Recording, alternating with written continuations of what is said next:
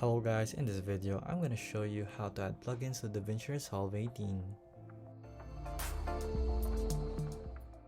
So to do that, all you have to do is go to your downloads or where you have located your plugin. So for me, it's in my Finder. So here, I want to just press it, and then all you have to do is press install. So once it's installed, you're just going to have to wait for it, and then we're just going to have to go to our effect library. So from there, let's go and go to effects.